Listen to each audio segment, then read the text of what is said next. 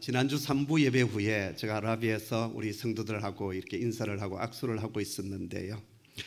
처음 보는 젊은 부부가 계단을 올라왔습니다. 결혼한 지 얼마 되지 않은 신혼부부인 것 같아요. 그래서 제가 반갑습니다. 오늘 처음 오셨지요? 그렇게 인사를 했더니 아내 되는 자매가 수줍게 손을 내밀며 악수를 청했습니다.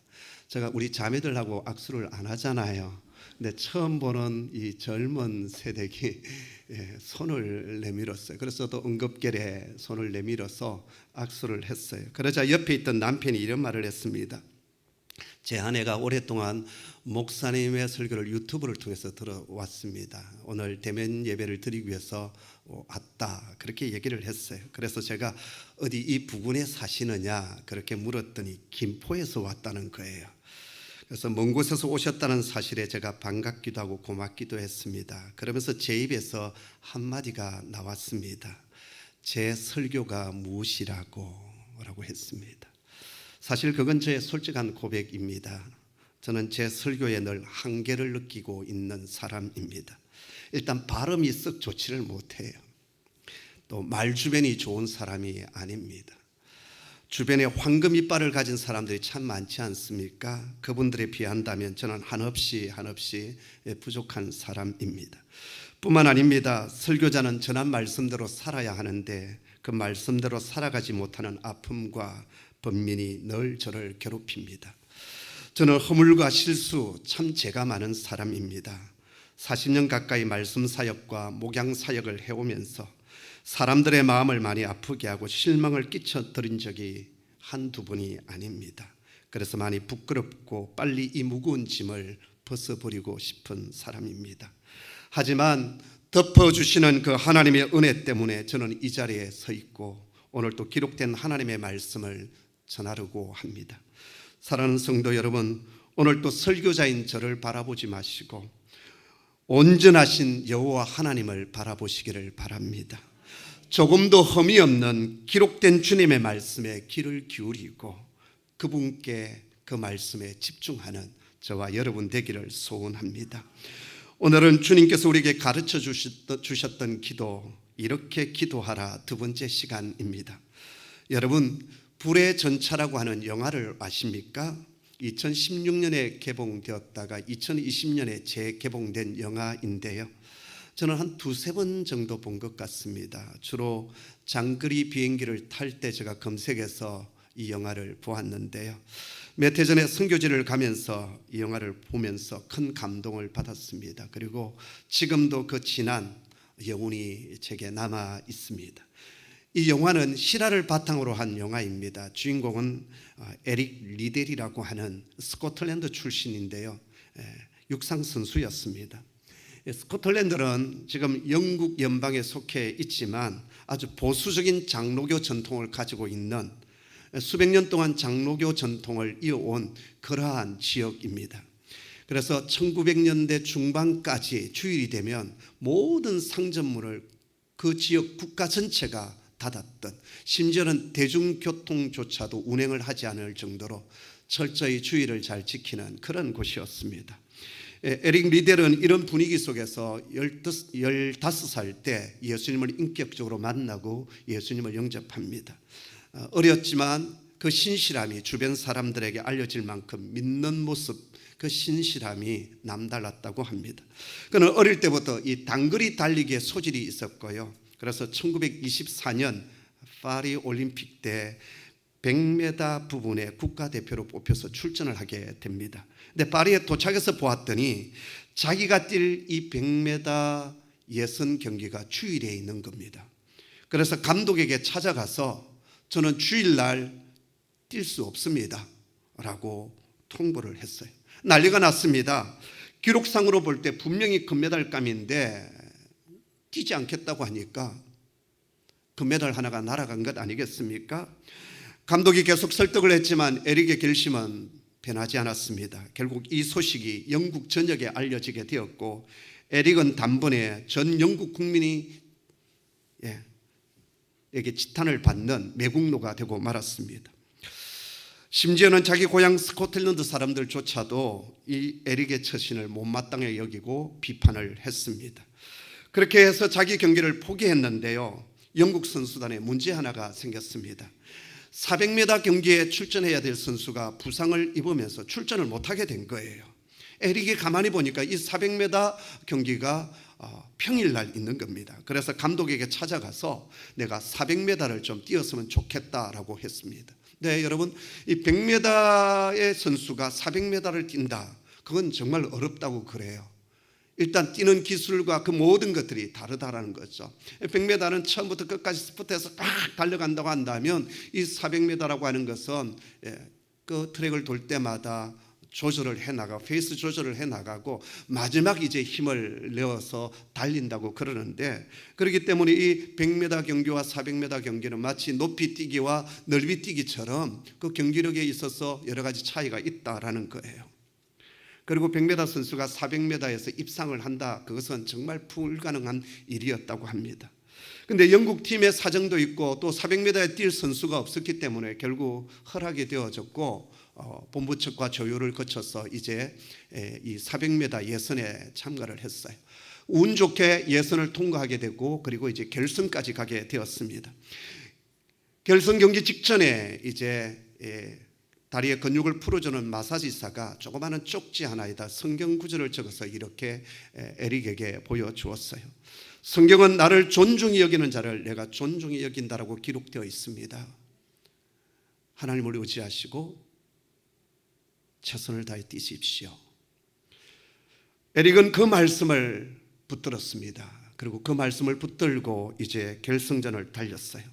그날 400m 경기를 본 경기 관계자들 그리고 관중들은 에릭이 뛰는 모습을 보면서 처음엔 다들 웃었다고 합니다. 왜냐하면 400m를 뛰는데 마치 100m를 뛰듯이 처음부터 스퍼트를 해가지고 나갔다라는 거예요. 그래서 에릭이 한 200m를 뛰었을 때 이제 저 선수는 끝장이야, 그렇게 생각했답니다. 그런데 예상을 깨고 여전히 그 스퍼트를 멈추지 아니하고 선두 자리를 놓치지 않고 결국 결승전에 가장 먼저 들어왔습니다. 그리고 그 당시 세계 신기록을 세우고 금메달을 영국 국가에 안겨다 주었다고 합니다. 나중에 그가 이런 간증을 했습니다. 200m까지는 내가 뛰었고 나머지 200m는 주님께서 뛰어주셨습니다.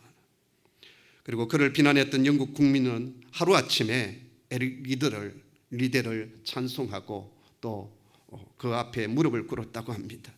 무엇보다도 자기가 믿는 바대로 행동했던 그의 신앙에 많은 사람들이 감동을 받았습니다. 후에 에릭 리데는요, 중국 땅에 선교사로 가서 그 여생을 마지막 중국 땅에서 복음을 전하다가 마치게 됩니다. 불의 전차라고 하는 이 영화는 바로 이 에릭 리데를 모델로 해서 만든 영화입니다. 여러분도 한번 기회가 되시면 넷플릭스를 통해서라든지 어딘가 검색하면 이 영화를 볼 수 있을 거예요. 여러분, 우리가 하나님을 존귀하게 하면 하나님께서도 우리를 존귀하게 만들어 주십니다. 기도도 마찬가지입니다. 내 기도의 우선순위가 바르게 되어 있으면 하나님께서 내게 필요한 것을 분명히 채워주시겠다고 약속하여 주십니다. 그래서 기도에서 우선순위가 매우 중요합니다. 우리의 필요를 먼저 구하기 전에 하나님께서 원하시는, 주님이 원하시는 기도를 우리가 드려야 합니다. 그 다음에 나의 필요를 구해야 합니다. 그게 기도의 바른 순서입니다. 예수님께서 제자들에게 참된 기도가 어떤 것인지 말씀해 주시면서 너희는 이렇게 기도하라고 가르쳐 주셨습니다. 주님께서 가르쳐 주신 기도에 있어서 기도의 우선순위 세 가지가 있지 않았습니까? 첫째는 그분의 이름이 거룩히 여김을 받게 하여 주옵소서. 그리고 두 번째가 그분의 나라가 임하게 하옵소서. 그리고 세 번째는 그분의 뜻이 하늘에서 이루어진 것처럼 이 땅 가운데서도 이루어지게 하여 주옵소서. 오늘은 이 기도의 우선순위 가운데 두 번째를 다룹니다. 나라가 임하시오며. 이 말은 하나님의 나라가 오게 해 주십시오. 하나님의 나라가 내가 살고 있는 이 땅, 내 심령 속에, 우리 가정 속에, 우리 교회 속에, 이 민족 속에 임하게 하여 주옵소서, 그런 뜻입니다. 예수님께서 공생애를 시작하시고 3년 동안 하나님 나라의 말씀을 전하셨어요. 선포하셨고 가르치셨던 그 설교의 주제가 뭐냐 하나입니다. 바로 하나님의 나라였습니다. 마태복음 4장 17절에 보면 예수님께서 이 세상에 오셔서 첫 번째로 선포하셨던 말씀은 회개하라, 천국이 가까이 왔느니라 였습니다. 여기 가까웠다는 말은 손에 닿을 곳에 있다라는 거예요. 천국이 저 하늘에만 있는 것이 아니라 내가 손으로 잡을 수 있는 바로 이 가까이에 붙잡을 수 있는 이곳까지 와 있다라는 거예요. 자, 그런데 복음서를 보았더니 이 천국, 어떤 곳에는 천국으로 되어 있고 어떤 곳에는 하나님의 나라로 기록되어 있다라는 거예요. 살펴보았더니 마태복음에서는 천국, 하늘나라, 천국으로 되어져 있는 곳이 30번 나오고요. 하나님의 나라가 3번 나옵니다. 마가복음에서는 모두가 하나님의 나라로 기록되어 있고 16번이나 등장을 하고 있어요. 누가복음에서는 32번이나 다 하나님의 나라로 기록되어 있습니다. 그리고 요한복음에서는 하나님의 나라라는 말 대신에 영생이라는 말로 대치되어 있습니다. 왜 똑같은 공간복음서 안에 어떤 곳에는 천국, 어떤 곳에는 하나님의 나라로 기록되어 있을까요? 무엇보다도 이 마태복음에서는 하나님의 나라를 천국으로 기록한 이유가 무엇일까요? 원래는 하나님의 나라가 정확한 표현입니다. 그런데 왜 마태복음에서는 하나님의 나라를 하늘나라 천국으로 기록을 했을까요? 이렇게 아시다시피 마태복음은 누구를 위한 복음서입니까? 유대인들, 히브리 백성들을 위한 복음서였습니다. 유대인들은 하나님을 극도로 경외했기 때문에 하나님의 이름을 함부로 입 밖으로 내지를 아니했습니다. 지난 주일에도 말씀드렸듯이 성경을 필사하다가 엘로힘, 이 하나님이라는 이름, 여호와라는 이 하나님의 이름이 나올 때 그 자리를 비워두었어요. 또 아니면 아도나이, 주라고 하는 단어를 대신 사용했습니다. 우리가 구약 성경을 읽을 때 주라고 하는 것이 나오지 않아요. 그 주가 뭐냐? 엘로힘의 자리를 대신 주로 기록한 자리예요. 아니면 여호와라는 이름을 대신 주로 기록한 자리라고요. 옛날 우리들이 아버님의 한자를 함부로 입 밖에 잘 떠올리지를 아니했지 않습니까? 그처럼 유대 백성들은 하나님의 이름을 함부로 쓰지를 아니했습니다. 때문에 마태는 이러한 유대인들을 대상으로 복음서를 기록할 때 유대인들을 배려해서 하나님의 나라를 하늘나라 천국으로 대치해서 사용을 했습니다. 자, 그러다 보니까 오늘 우리들 속에 어떤 오해가 있느냐? 천국하면 자꾸 장소 개념을 생각하는 거예요.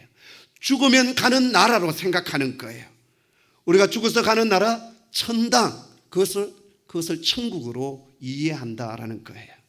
여러분, 이미 우리나라에 복음이 들어오기 전에 전통적으로 우리에게는 어떤 개념이 있었느냐? 바로 천당과 지옥 개념이 있었어요. 이 천당과 천국이 결합되면서 하나님의 나라 천국은 죽어서 가는 저 하늘나라, 그것으로 이해를 하게 되었다라는 거예요. 그러면 하나님의 나라는 구체적으로 무엇일까요? 하나님의 나라는 어디에 있는 것일까요? 제가 신학교에 갓 입학해서 가장 큰 충격을 받은 것이 바로 이 천국, 하나님 나라에 대한 이해였습니다. 그때까지 저는 천국, 이 하나님의 나라를 천당 개념으로만 생각을 했어요. 그런데 천국은 천당만을 얘기하는 것이 아닙니다.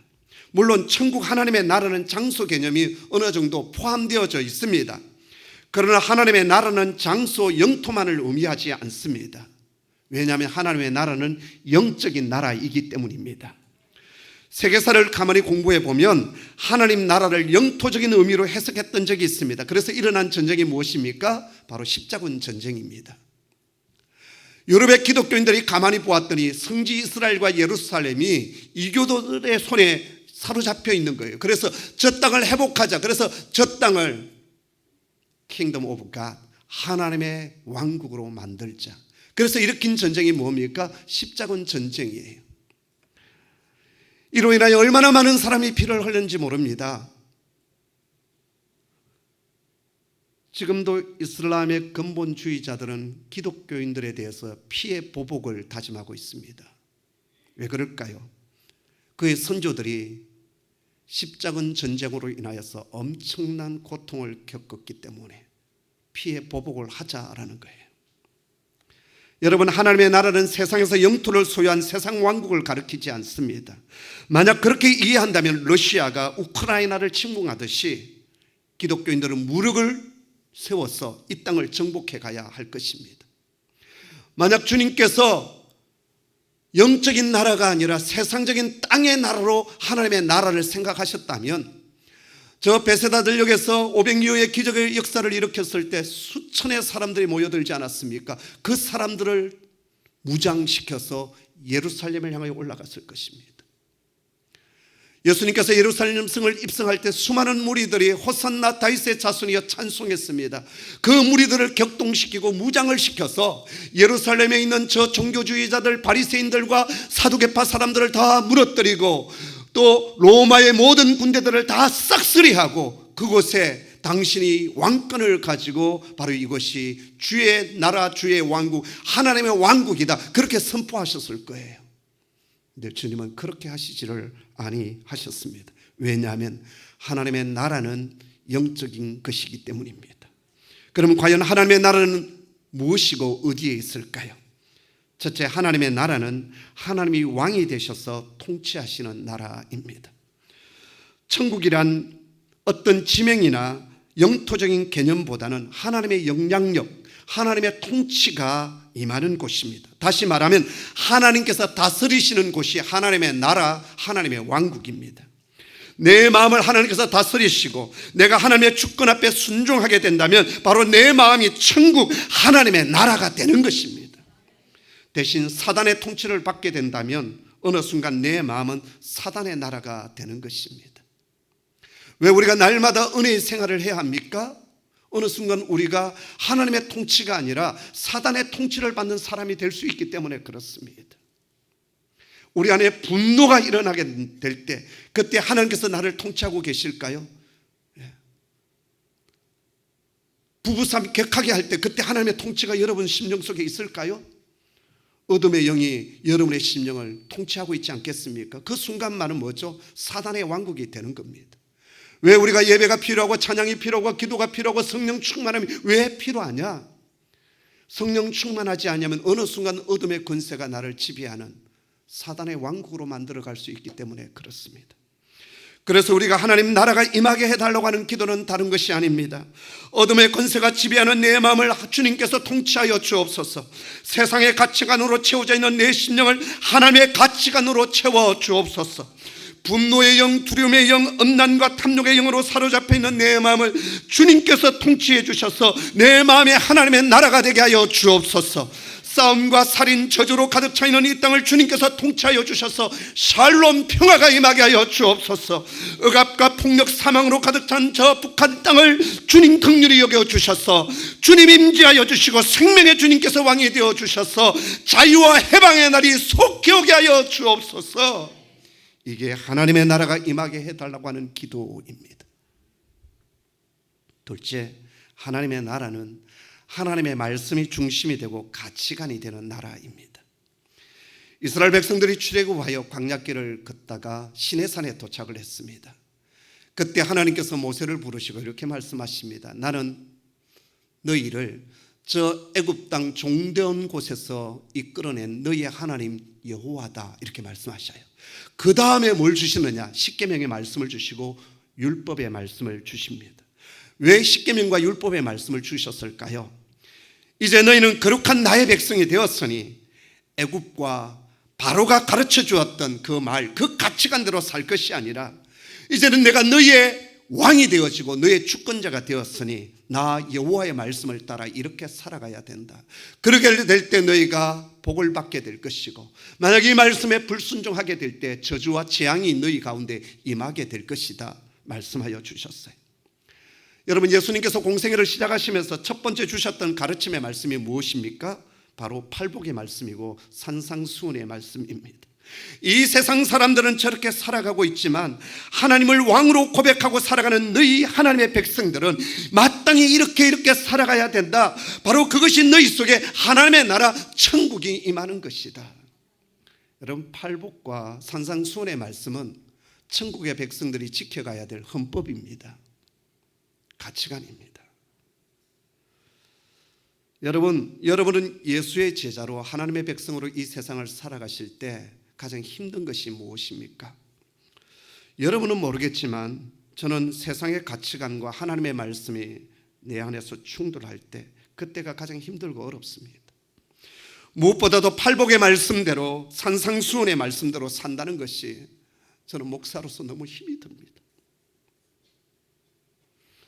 남들은 자기들이 한 일을 자랑하고 나팔을 불고 있는데 주님은 오른손이 하는 것을 왼손이 모르게 하라 말씀하십니다. 자신들의 허물은 엄청나게 큰데 자신의 잘못을 교묘하게 감추고 자신을 정당화하기 위해서 거짓말을 하고 왜곡하여 사람들을 공격해 올 때 이 세상의 가치관은 어떻게 하라고 합니까? 조목조목 해명하고 맞서 싸워라, 법정으로 가라라고 말합니다. 그러나 하나님의 말씀은 내가 잘 알고 있으니, 내가 잘 보고 있으니 그렇게 하지 말고 도리어 축복하라, 긍휼히 여기라 말씀하십니다. 누군가 오리까지 좀 동행해 달라고 요청하면 심리까지 가라고 말씀하십니다. 오른밤을 치거든 왼편도 돌려대라고 하십니다. 너를 고발하여 속옷까지 달라고 하면 그 돈까지도 가지게 하라고 하십니다. 하나님의 나라가 임하게 해달라고 하는 것은 다른 것이 아닙니다.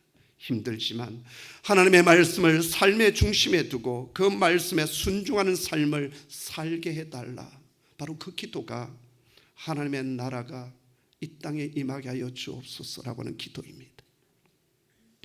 셋째, 하나님의 나라는 작은 것에서부터 점점 커져가는 나라입니다.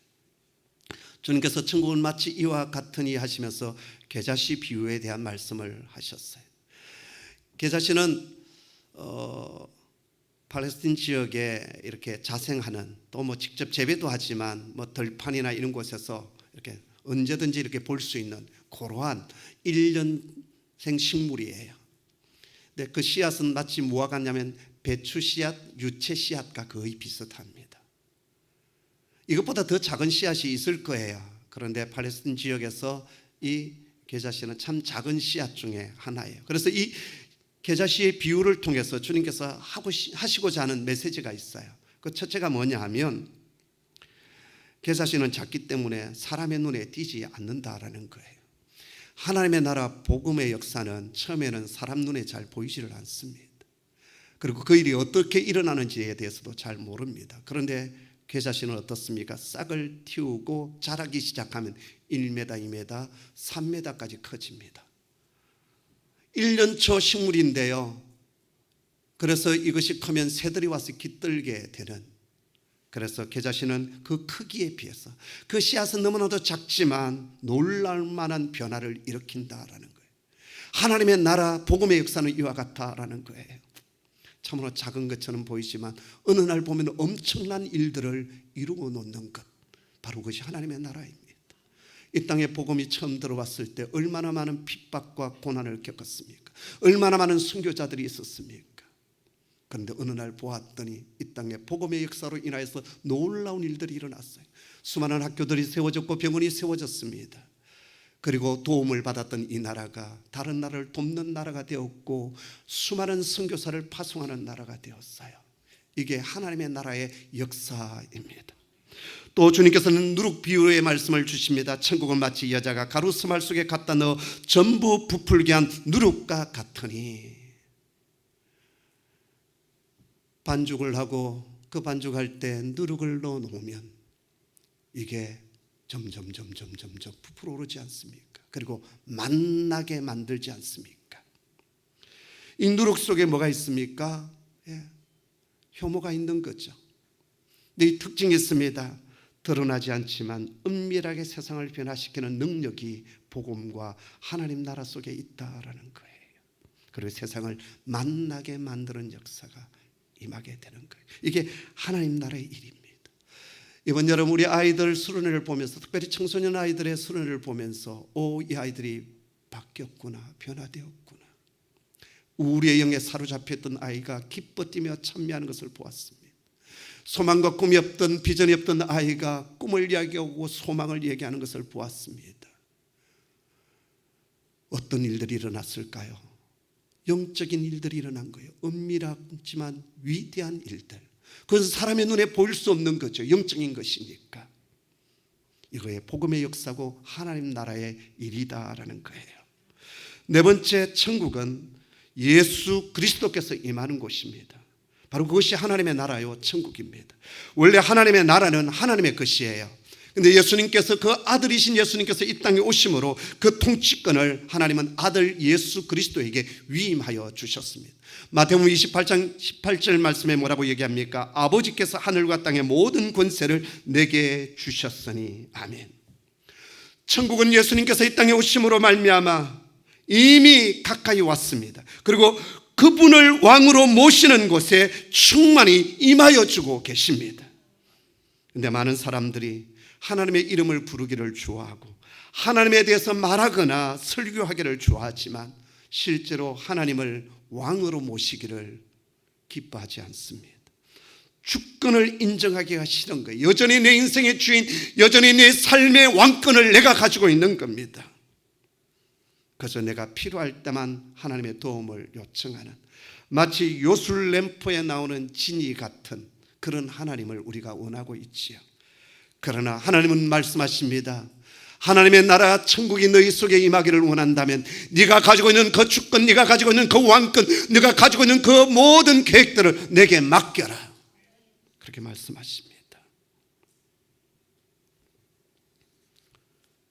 우리가 진정 하나님의 자녀라고 한다면 하나님의 나라가 이 땅 가운데 임하도록 우리는 계속 기도해야 합니다.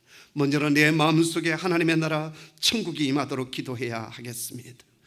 우리 마음속에 천국이 임하기 위해서는요, 우리 심령 속에 회개가 일어나야 합니다.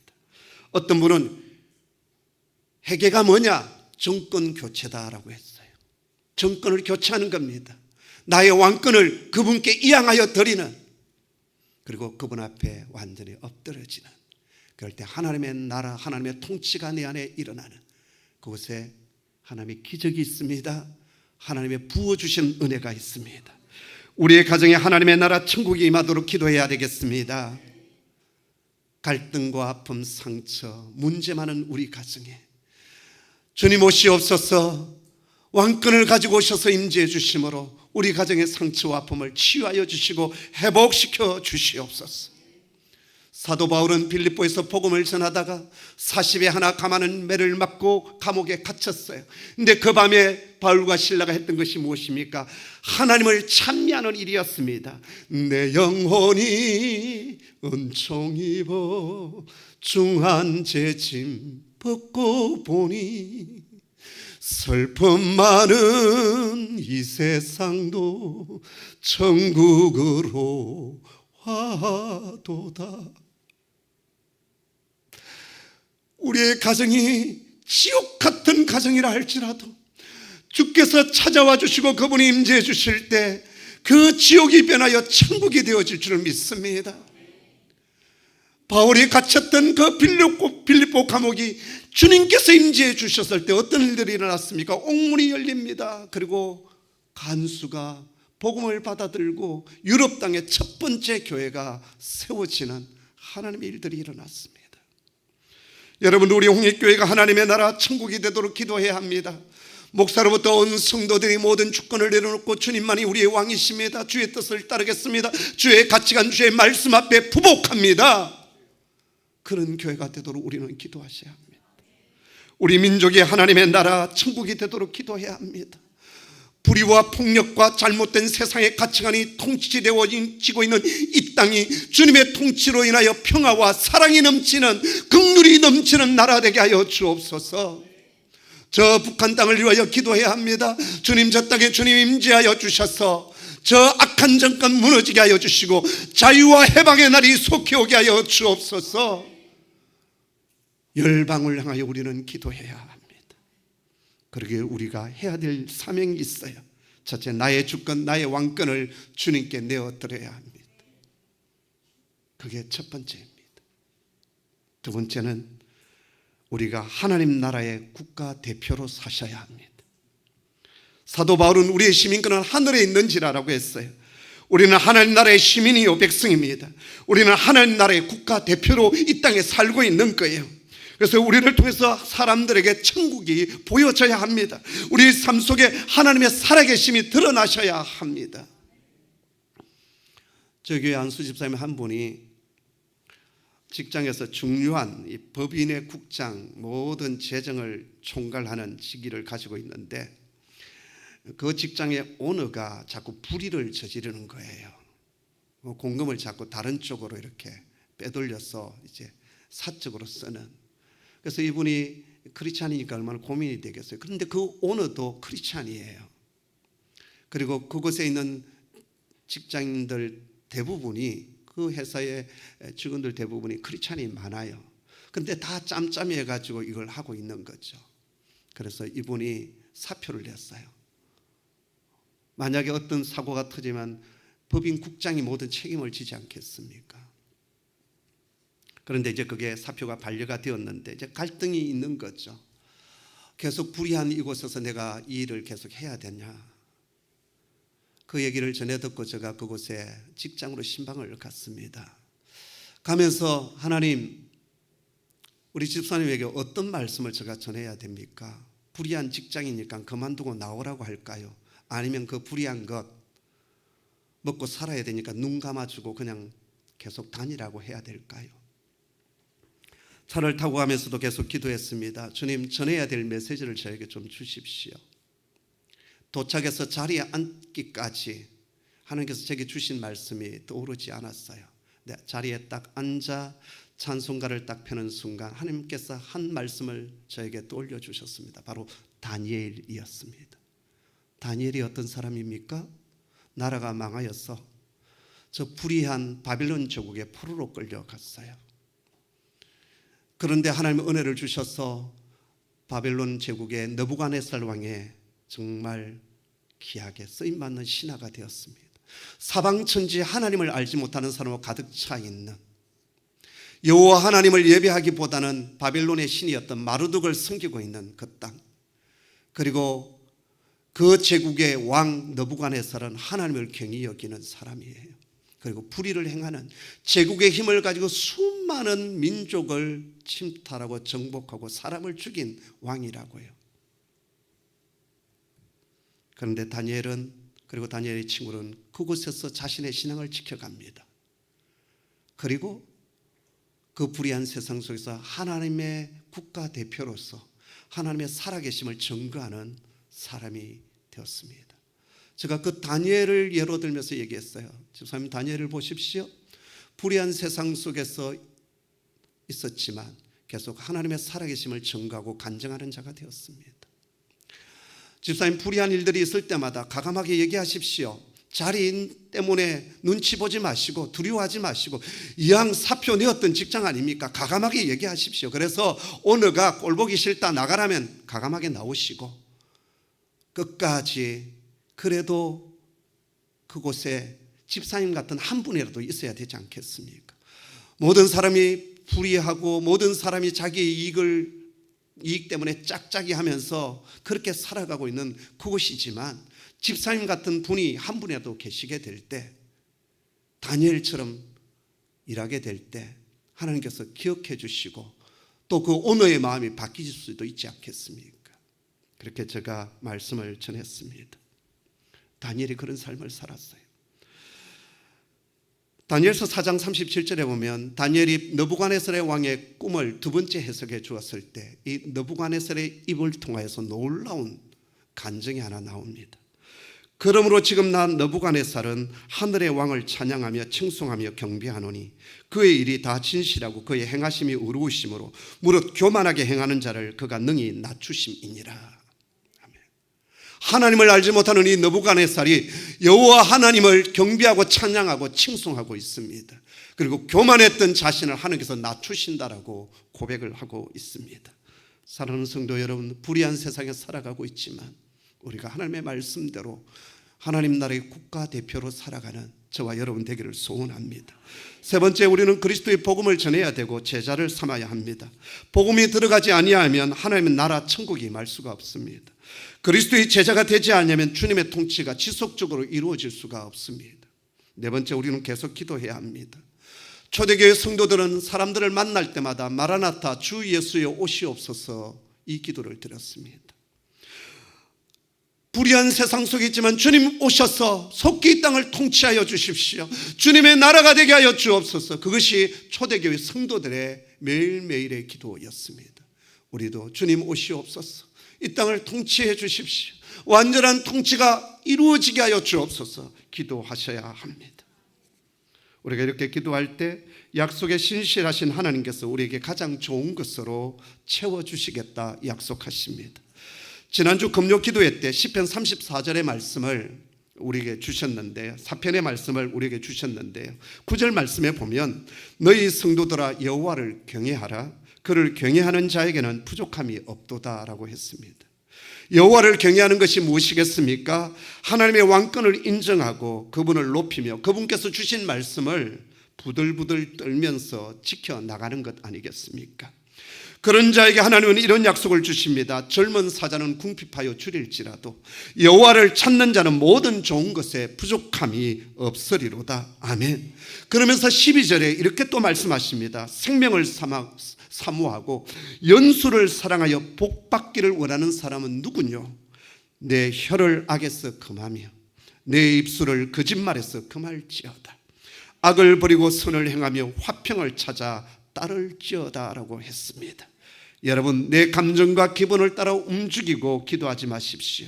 아버지 하나님 나라의 임재와 통치가 내게 임하도록 기도하십시오. 그럴 때 모든 좋은 것에 부족함이 없는 은혜를 우리 가운데 부어주실 것입니다. 기도하겠습니다. 주님, 내가 가지고 있는 주권과 왕권을 주님께 돌려드립니다. 주님, 먼저 내가 주님의 임재 안에, 주님의 통치 안에 거하는 천국이 되는 사람 되기를 원합니다. 주님, 우리 교회가 하나님의 나라가 되게 하여 주옵소서. 이 나라의 민족과 열방이 하나님의 통치, 하나님의 나라 되게 하여 주시옵소서. 예수님의 이름으로 기도드리옵나이다. 아멘.